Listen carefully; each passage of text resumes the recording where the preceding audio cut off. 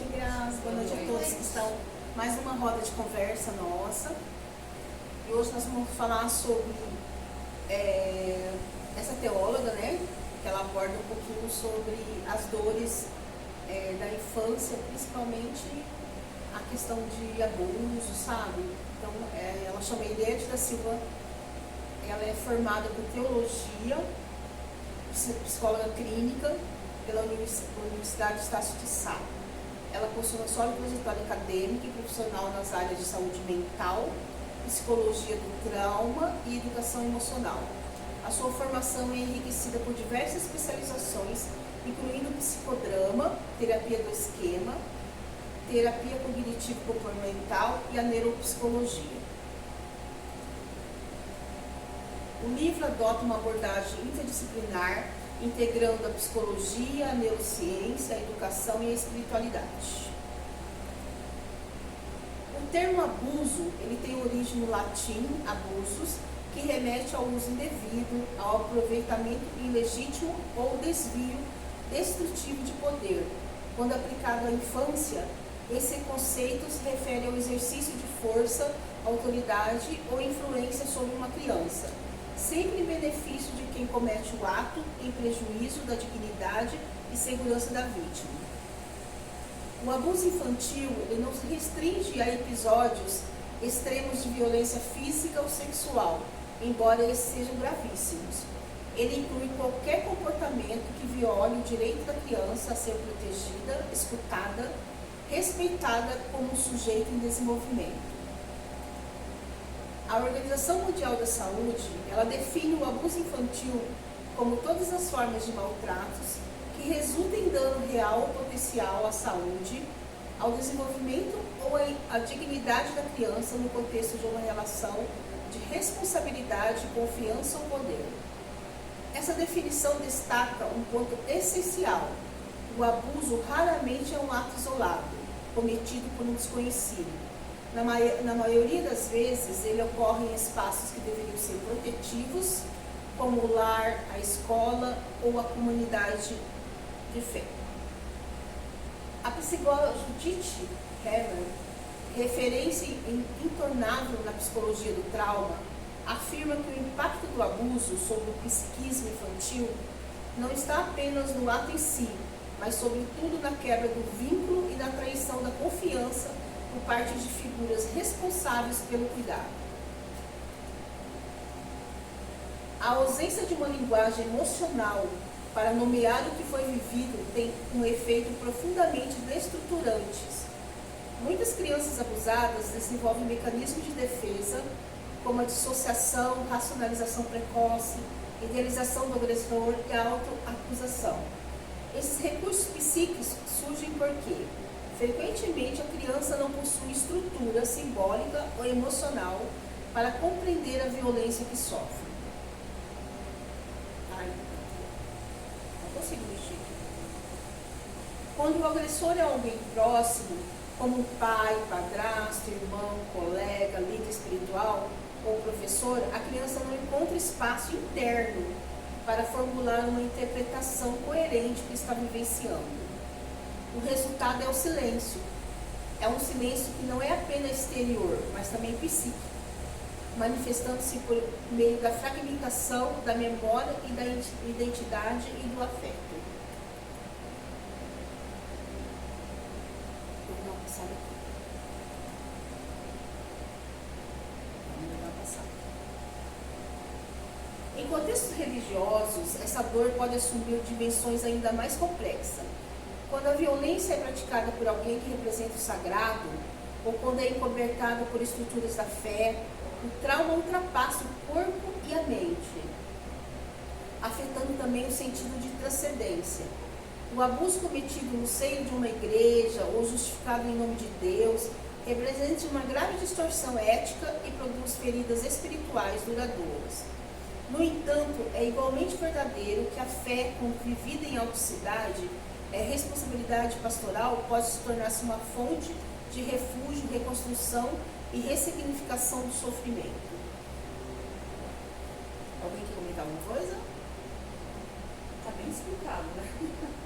No Evangelho segundo Lucas, Lemos: melhor seria que uma pedra de moinho lhe fosse pendurada ao pescoço e fosse lançada ao mar, do que fazer tropeçar um desses pequeninos. Essa palavra não deve ser lida como uma ameaça punitiva, mas sim como uma denúncia ética da responsabilidade dos adultos diante da vulnerabilidade das crianças. Cada vez que se nega escuta a uma criança, cada vez que se minimiza o seu medo ou se relativiza a sua conduta abusiva, contribui-se para o fortalecimento da cultura do silêncio. Hã? Por isso que tá bom você ouvir. Então, romper com o não dito é nomeador e é o primeiro ato terapêutico, inclusive suas dimensões espirituais. É nesse gesto que o sofrimento deixa de ser um labirinto solitário e passa a ser uma narrativa possível de ser escutada e cuidada. Qualquer comentário? Eu acho assim que a escutativa do adulto com relação à criança é muito reduzida, muito. Não dão o valor necessário, não escutam a criança, não leva a sério o que elas falam, mas assim, minimizam demais o que a criança fala e assim, como a minha mãe sempre falou, observa sempre que uma criança fala, porque muitos adultos não observam.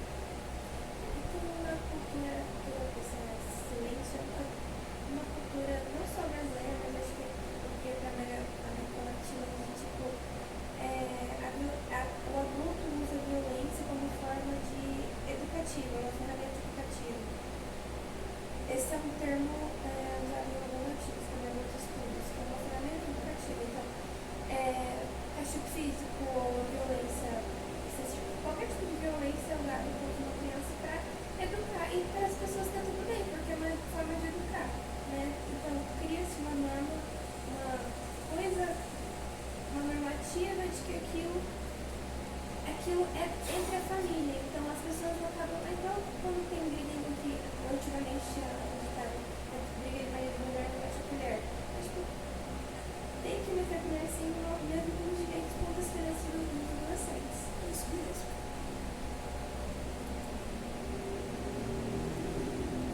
O abuso físico, ele envolve qualquer ação intencional que provoque lesão ou sofrimento corporal à criança.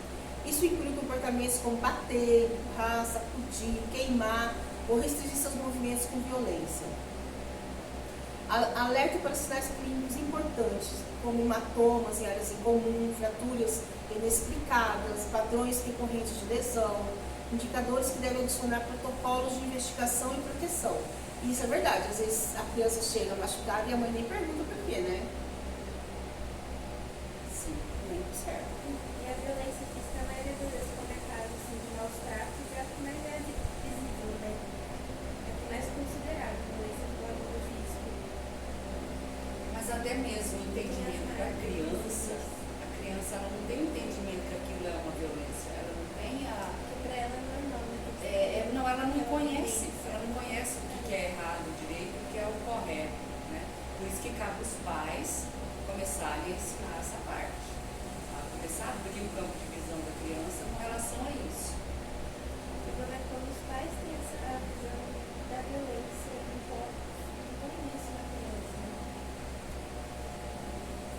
Observa-se que a fronteira entre a disciplina e a violência é culturalmente fluida, mas precisa ser delimitada com base no impacto da integridade da criança. Quando o castigo causa dor, medo ou humilhação, não se trata de educação mais, mas de coerção. Agora, o abuso emocional ou psicológico. O abuso emocional, ele também é chamado de abuso psicológico, se caracteriza por atitudes como humilhação, rejeição, ameaça, isolamento, manipulação afetiva. Reconhece esse tipo de abuso como uma das formas mais silenciosas e danosas de violência, justamente por sua natureza cumulativa e muitas vezes invisível. Descreve o abuso emocional como causador de uma trauma de relação, especialmente quando cometido por figuras de apego, como pais, responsáveis, cuidadores. As crianças submetidas a esse tipo de vivência, elas tendem a desenvolver uma identidade fragilizada, comprometendo sua autoconfiança, a formação da autoimagem e a capacidade de estabelecer vínculos saudáveis. Estudos demonstram uma forte correlação entre o abuso emocional na infância e o desenvolvimento de transtornos ansiosos, depressivos e personalidade na vida adulta. Então, a gente fala muito hoje dos traumas, né, quando a gente vai atender na apometria, e a gente tem esse contexto também, né, dessa criança que foi negligenciada. Então, então, muita gente hoje está chegando aqui com transtornos, né, de crise de ansiedade, depressão, mutilação, são tudo.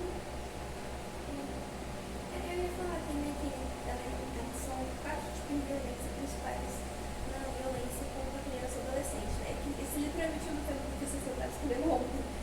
Aí tem a negligência, se você colocou no slide, a negligência também. Ok. É que eu ia ler aqui também para escrever. Não pode ler? A negligência manifesta-se na omissão do responsável em garantir as condições básicas para o crescimento físico, mental e social da criança, seja pela falta de cuidados com saúde, higiene, alimentação, proteção climática ou estímulo educacional, tendo o abandono como sua forma mais extrema. Configura-se como uma forma complexa de violência por envolver dimensões culturais, sociais e econômicas específicas de cada família ou grupo social. Conforme citado por Nunes e Silva, trata-se da modalidade mais recorrente de maus tratos contra crianças e adolescentes, sendo particularmente grave na primeira infância. Estudos indicam que a privação materna atua como um importante estressor no desenvolvimento infantil, podendo desencadear o uso de conduta e dificuldades de socialização ao longo da vida. Observa-se maior incidência de violência em crianças menores de 5 anos, cuja dependência integral do cuidador aumenta sua vulnerabilidade.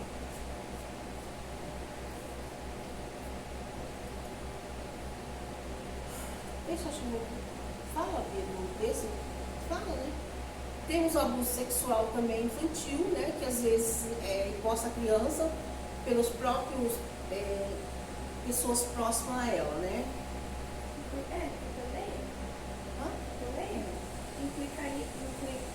Isso inclui carícias forçadas, exposição, conteúdos sexuais, pornografia infantil e exploração digital. O CDC enfatiza que a criança não possui maturidade neuropsicológica para oferecer consentimento, o que torna qualquer iniciativa sexual envolvendo menores intrinsecamente coercitivas e violentas. Vou ler também aqui que foi a definição da violência sexual. Que a violência sexual ela corresponde ao abuso de poder em que a criança é utilizada para a satisfação de um adulto, sendo induzida ou forçada a práticas que não compreende, podendo ocorrer com ou sem a presença de agressão física associada. E é ressaltado que, embora menos frequentemente apontada como predominante, revela-se particularmente devastadora, visto que a criança não possui maturidade física, como cognitiva ou emocional para enfrentar situações de abuso, o que reforça a assimetria de poder entre a agressora e a vítima. A criança nem sabe o que está acontecendo. É por isso que a orientação da mãe, dos familiares, é muito importante. E tudo isso a gente está falando, porque quando a gente vai, às vezes, atender na apometria, a gente não está atendendo só coisas espirituais, nós estamos atendendo as coisas emocionais que aquela pessoa traz, às vezes, nos corpos delas. Então, a gente trabalha com todos esses assuntos aqui bastante, principalmente quando vem adolescentes, né? A gente está trabalhando muito dessa dinâmica emocional desses adolescentes. Nada, porque a gente vai ficar muito extenso. A negligência consiste na omissão de cuidados básicos essenciais à criança. Você falou, Lívia. Alimentação, higiene, saúde, segurança, afeto.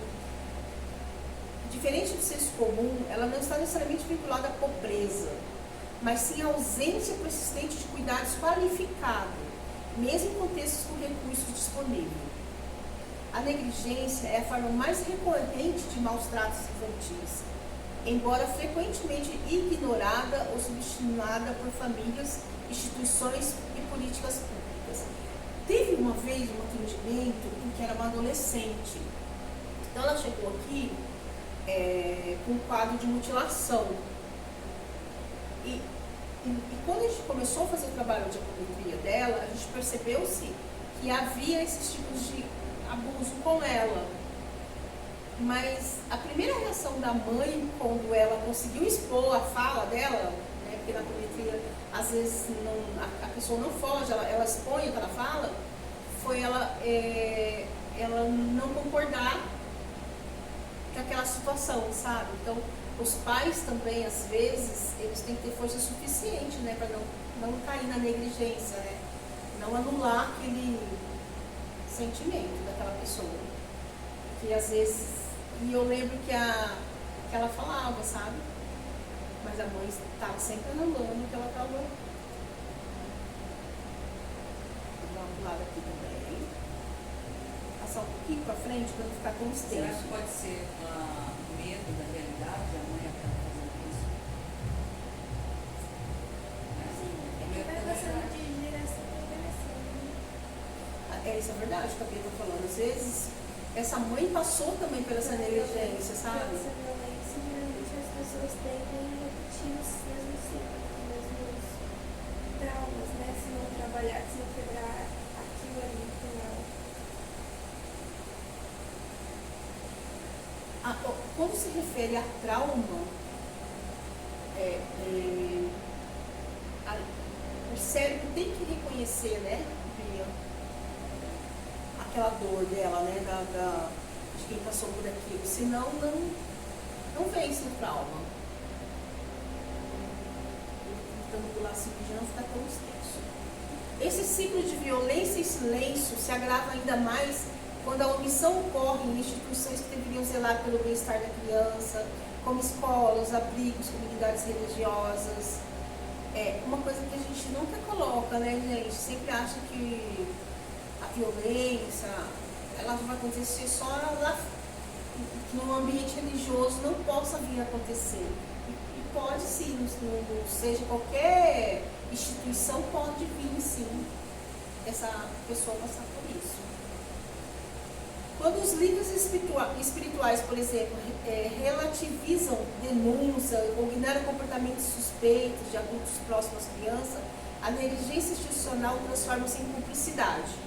Nesses casos, o silêncio institucional pode causar efeitos tão destrutivos quanto a própria violência, perpetuando o trauma e a sensação de abandono. Identificar o perfil de quem agride não é simples. O estereótipo do estranho perigoso, amplamente difundido pela cultura popular, raramente corresponde à realidade estatística. Demonstra que a maioria dos abusos ocorre em contextos familiares, institucionais próximos, muitas vezes praticado por pessoas queridas, confiáveis, admiradas pela criança. Alguém fala mais uma coisa?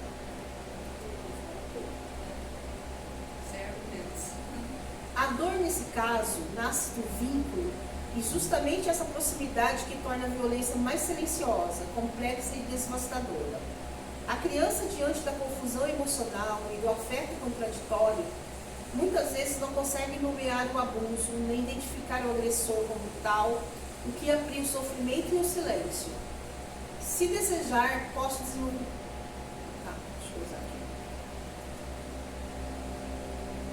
A família é frequentemente idealizada como um espaço de proteção, cuidado e afeto. No imaginário coletivo, o lar representa refúgio e segurança, um lugar onde a criança deveria ser amada, nutrida e protegida.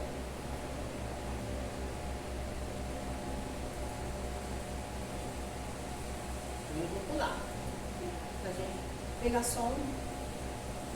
O abuso dentro do núcleo familiar gera conflitos profundos na formação da identidade da criança. Como o agressor costuma ser alguém próximo, um pai, uma mãe, um padrasto, madrasta ou outro cuidador, a criança entra em dissonância emocional e ela ama quem também o fere. Triste, né? Porque aqui entra um pouquinho, quando fala essa parte, né, ó, um pai, um padrasto, a criança entra em dissonância, né? Ela ama que também ofere.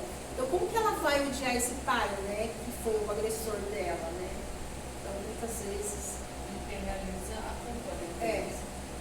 Aí que entra, muitas vezes, fala essa constelação. Esse paradoxo afetivo compromete o senso de valor pessoal, a capacidade de confiar nos outros e a percepção de segurança no mundo. Muitas vezes a criança internaliza culpa, acreditando que foi responsável pela agressão, o que contribui para o desenvolvimento de identidades marcadas por vergonha, insegurança, medo e autocensura. Então, muita criança, muito adulto hoje, teve essa criança negligenciada, essa criança interior dele machucada. Então, às vezes, ele não consegue tomar passos na vida dele como adulto com esse sentimento de culpa, carregando essa vergonha, carregando essa insegurança.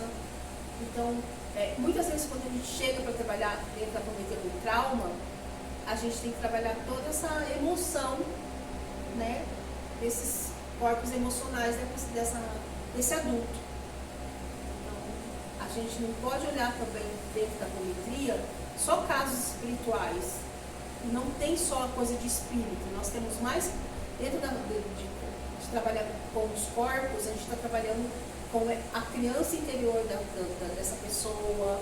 Nós estamos trabalhando com traumas, nós estamos trabalhando com a culpa, nós estamos trabalhando com as emoções dessa pessoa.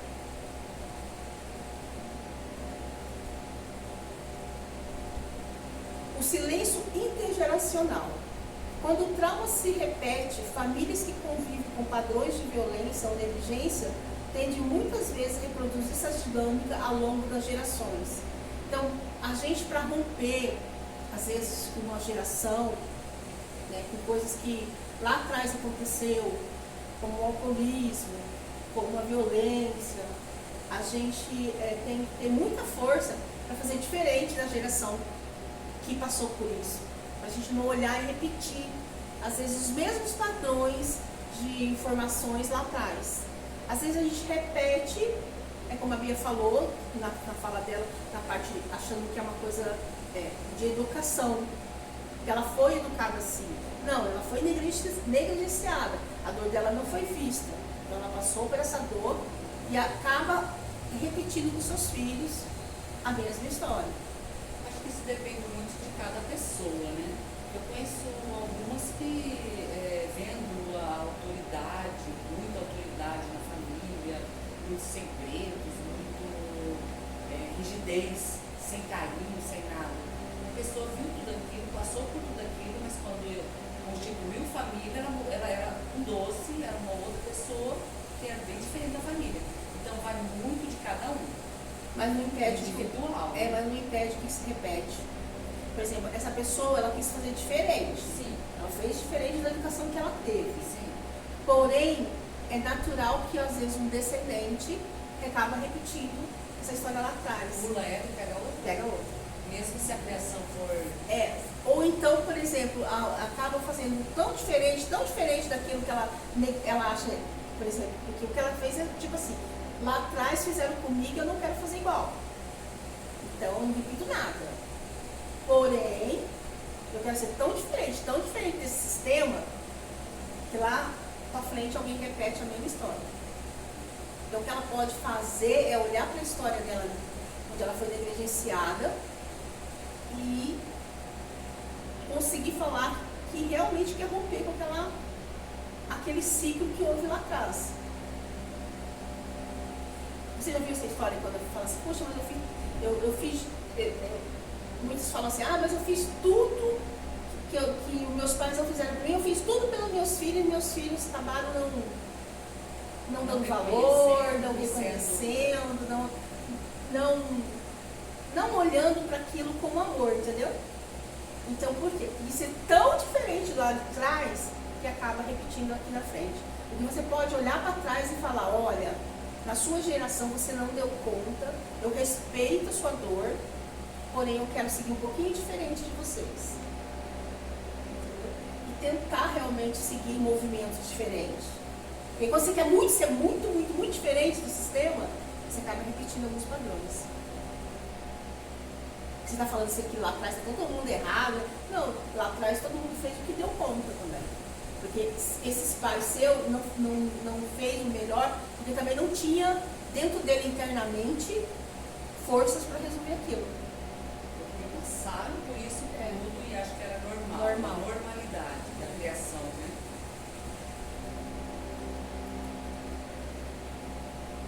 Eu acho que a gente falou até aqui, eu acho que tá bom, né? Porque tem bastante slides ainda. A importância de nomear o sofrimento. Nenhuma cicatriz psíquica pode ser verdadeiramente tratada enquanto permanece coberta pelo silêncio. A dor se instala, mas sem nome, ela se perpetua. Eu acabei de falar para você, a dor se instala, mas sem nome, ela se perpetua, se esconde e muitas vezes fragmenta a identidade. Sem linguagem, é como se a dor ocupasse um espaço interno sem forma, dificultando o acesso à consciência, à memória e à cura. Contudo, ao encontrar um espaço seguro, marcado por escuta empática e presença afetiva, a pessoa traumatizada pode começar a se reorganizar na sua história. Então, a partir do momento que essa pessoa foi toda negligenciada, ela passou por tudo isso, ela busca uma terapia, ela busca um psicólogo, ela busca olhar para aquela dor dela, falar daquela dor dela, ela assume aquela dor, ela consegue curar o seu trauma. Então, onde fica muito silêncio, eu não falo sobre o assunto, eu não quero olhar para esse assunto, eu não quero ver esse assunto, eu não curo. Então, a cura do trauma, ela só vem quando você consegue expor ela mesmo. A sua consciência, o seu cérebro, ele não sai do trauma se ele não for realmente sentido na dor.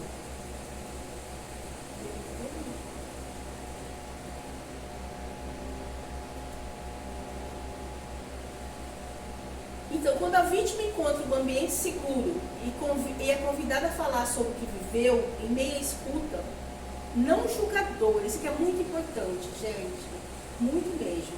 Porque muitas vezes, até escutamos as pessoas, mas nós temos reação de sempre querer dar vamos colocar um palpite daquela forma como aquela pessoa está falando. Então, a gente acaba julgando ou passando uma impressão de julgamento. E às vezes a pessoa só quer falar, ela só quer falar o que ela está sentindo. Então, a escuta não pode ser julgadora. Onde tem julgamento, não tem cura de um trauma.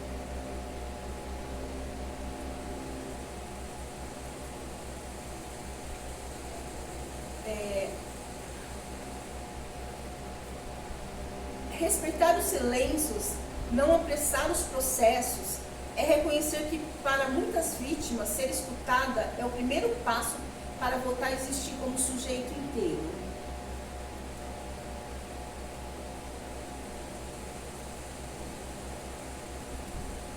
Quer passar ali? Vou passar isso aqui.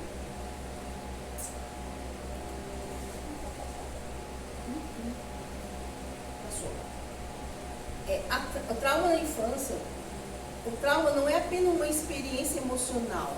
Ele provoca alterações físicas reais no cérebro e no corpo da criança. Especialmente ocorre durante fases sensíveis do desenvolvimento neurológico e afetivo. Os efeitos emocionais e comportamentais são decorrentes dessas alterações. E as implicações espirituais que o sofrimento precoce pode trazer para a construção do sentido de si e do mundo.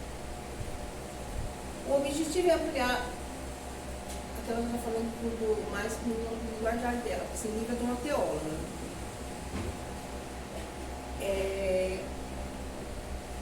O trauma infantil, ele afeta diretamente o desenvolvimento do cérebro e afetando profundamente áreas responsáveis pela regulação emocional.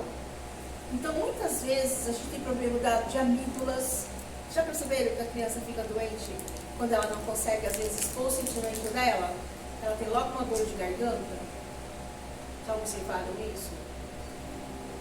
A criança passa a regir com medo. O hipocampo, que é responsável pela memória e organização do tempo. Crianças traumatizadas podem apresentar encolhimento, prejudicando a diferenciação entre o passado e o presente.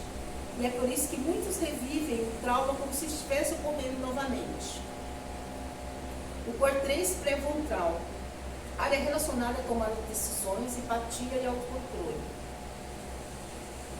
Sabe, muitas vezes eu percebo assim que os pais, eles falam assim, que as crianças, que tem crianças nas escolas que têm dificuldade de aprender a ler e escrever às vezes, mas isso tudo às vezes é reação da casa.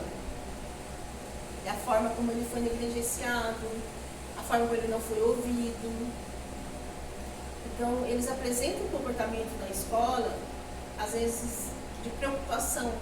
Até mesmo com os pais, às vezes. Vamos supor que na casa deles tem uns pais que o pai agride essa mãe, ou a mãe passa por uma violência. Às vezes a criança vai para a escola, ela fica leal à dor dessa mãe, preocupada com essa mãe. Então, às vezes, a criança, dentro de uma escola, quando ela está conseguindo se expressar com os estudos, às vezes é emocional dela também não está bom. E é uma coisa que quase pouca gente... Como ela não sabe falar os seus sentimentos, elas reagem dessa forma. Elas não, até inclusive se fecham, né? Sim. Se fecham totalmente, ou até mesmo ficam agressivas.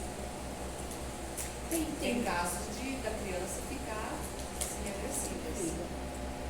Começa a bater no amiguinho, começa e às vezes reproduzir o que está em casa. Né? Reproduzir. É a reação, né? É o que ele consegue. Da Madonna. Isso é muito delicado. Eu acho assim que a gente falou, eu tenho que fazer assim, aqui tem TDAH também, você viu, Bia? As alterações neurobiológicas provocadas pelo trauma se manifestam em comportamentos padrões de vida que impactam diretamente a vida relacional da criança e futuramente de um adulto que se tornará com comportamentos comuns como agressividade, explosões emocionais, isolamento social, dificuldade de confiar em adultos, medo constante do abandono e rejeição, regressão comportamental, como voltar a urinar na cama, mesmo após já ter superado essa fase. Eu vi uma vez, eu atendi um menino uma vez, na apometria, que justamente ele já tinha acho que 12 para 15 anos, e ele não conseguia parar de urinar. E era medo. Comportamento de risco, esse aqui, o risco da automutilação já na adolescência, gente. A gente acha que a automutilação, às vezes ela começa só na adolescência. Não, às vezes ela começou no quadro, né, dessa criança negligenciada, dessa criança que foi o tempo todo não vista. Eu fiquei falando aqui de criatividade envolvida em atenção. Você colocou a minha parênteses que pode ser confundido com TDAH. Na clínica a gente vê muito isso, de os pais vêm procurando o diagnóstico de autismo de TDAH, mas às vezes é só tipo, vendo o histórico da família, é o reflexo de tudo que essa criança tem enfrentado desde a infância toda. Então, está tendo muito diagnóstico, né, na internet. Então, as pessoas vêm e acreditam e querem a negligência familiar, quer ter o diagnóstico de que a criança quer que a criança tenha um diagnóstico de, sei lá, autismo, TDAH, para justificar a negligência que essa família está tendo. É isso mesmo.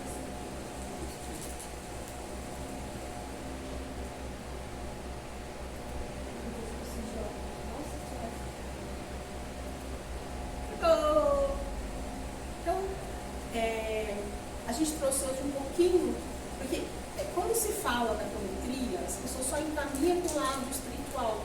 Não, a apometria é baseada também nas questões emocionais da pessoa. Porque quando você está falando do corpo etérico, você está falando praticamente das emoções da pessoa.